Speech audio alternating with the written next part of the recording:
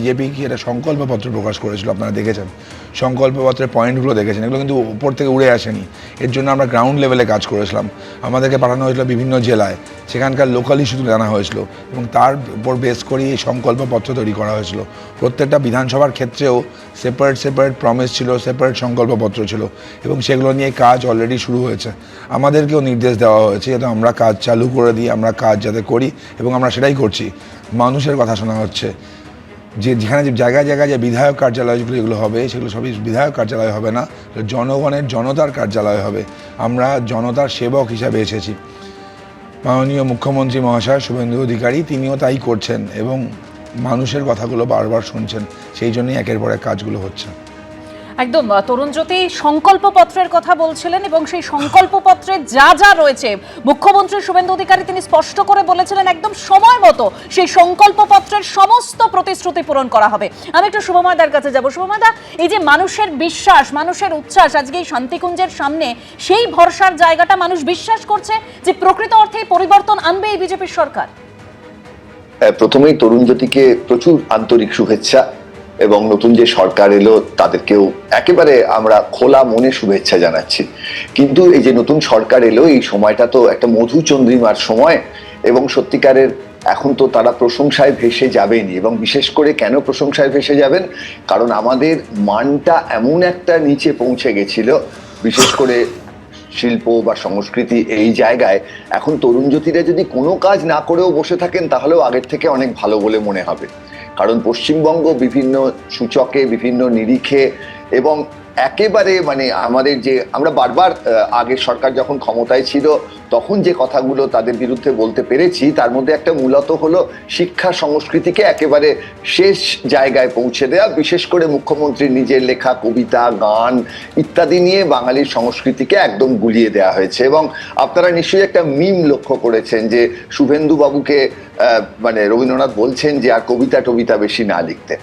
কিন্তু সেই জায়গা থেকে দাঁড়িয়ে আমাদের কিন্তু মূল যে প্রশ্নটা আসছে, যেটা তরুণজ্যোতি নিশ্চয়ই উত্তর দেবে, আমার ধারণা সে উত্তেজিত হবে না, যে শুভেন্দু অধিকারী তার প্রচারের সময় সংখ্যালঘুদের সম্পর্কে যে মন্তব্যগুলো করেছিলেন, আজকে তিনি সকলের মুখ্যমন্ত্রী, তিনি সিপিএম এর মুখ্যমন্ত্রী, তৃণমূলের মুখ্যমন্ত্রী, কংগ্রেসের মুখ্যমন্ত্রী, অবশ্যই বিজেপির মুখ্যমন্ত্রী।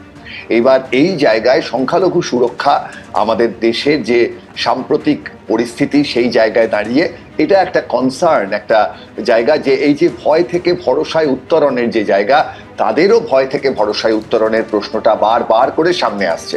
মাছ নিয়ে যেমন বিজেপি একেবারে সরাসরি বার্তা সকল মানুষকে দিতে পেরেছেন, আজকেও যে মাছ ভাত খাওয়ার ঘটনাগুলো ঘটেছে।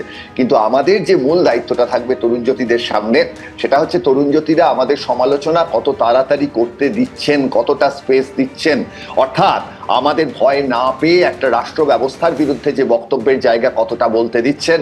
এবং এইখানেই প্রশ্ন আসবে যে সমাজের যারা অসহায় মানুষ, তাদের অনেক মন্ত্রী হয়েছেন একেবারে পিছিয়ে থাকা জায়গা থেকে দাঁড়িয়ে, এবং সেটাই তো আমরা চাই একটা গণতন্ত্রে শুধুমাত্র মুখার্জি, ব্যানার্জি এরাই কেন আমাদের রাজ্য শাসন করবে, যেটা বহু বছর ধরে আমরা দেখে এসেছি উচ্চ বর্ণের হিন্দুরা আমাদের রাজ্য শাসন করে এসছে। সেই জায়গায় তো তরুণজ্যোতিরা সত্যিই বিভিন্ন জায়গা থেকে মানুষকে সামনে আনছেন। এর প্রমাণ সাঁওতালি ভাষায় শপথ গ্রহণ হয়েছে। এই যে কথাগুলো সুমনের গানে যে কথাগুলো ছিল, সেই কথাগুলো তো তৃণমূল রাজত্বে ইমপ্লিমেন্টেড হয়নি। নিম্নবিত্ত মানুষ বিপদে ছিলেন, হ্যাঁ লক্ষ্মীর ভান্ডার ছিল, তাদের কাছে টাকা পৌঁছে গেছিল, কিন্তু সার্বিক উন্নয়নের কথা আসেনি, সার্বিক উন্নয়নের কথা আসেনি আদিবাসীদের। কিন্তু একই সঙ্গে সংখ্যালঘুদের প্রশ্ন নিয়ে কিন্তু আমরা বারবার বিজেপির সামনে যাব। এই মধুচন্দ্রিমার দিনগুলো শেষ হলে আরও হয়তো আমরা জোর গলায় বলার চেষ্টা করব এবং আমরা অবশ্যই লক্ষ্য রাখবো যে বিজেপির সরকার সমস্ত মানুষকে নিয়ে কিভাবে পশ্চিমবঙ্গকে উন্নয়নের পথে নিয়ে যায়। এবং গুগলের কথা যেটা বিশেষ করে তরুণজ্যোতি বললেন, এটা সবচেয়ে গুরুত্বপূর্ণ। পশ্চিমবঙ্গে যে প্রচুর সফটওয়্যার ইঞ্জিনিয়ার, আমাদের ভালো ইঞ্জিনিয়াররা তৈরি হচ্ছে, তাদের জন্য যেভাবে সেমিকন্ডাক্টর শিল্প নিয়ে সম্পূর্ণ ভুল তথ্য দেওয়া হয়েছিল আগের রাজ্য সরকারের আমলে, যে আমাদের সল্টলেকে নাকি সেমিকন্ডাক্টরের ফ্যাব্রিকেশন ল্যাব হবে, এবং বছরের পর বছর যে শিল্প পরিস্থিতি নিয়ে আলোচনা হয়েছে, কোটি কোটি কোটি কোটি টাকার বিনিয়োগ, যার কিচ্ছু ছিল না। আজকে এই জায়গায় আমার ধারণা বিজেপি যদি একটা সঠিক দিশা দেখাতে পারে, অ্যাডভাইজার হয়েছেন সুব্রত গুপ্ত মহাশয়, তিনিও আইআইটির ইঞ্জিনিয়ার, ফলে একটা নতুন দিনের স্বপ্ন আমরা দেখছি। কিন্তু নতুন দিনের স্বপ্ন দেখা মানে এই নয় যে সমালোচনা না করা। আমরা আশা করি তরুণজ্যোতিরা আমাদের কথা বলার সুযোগ দেবে আগামী।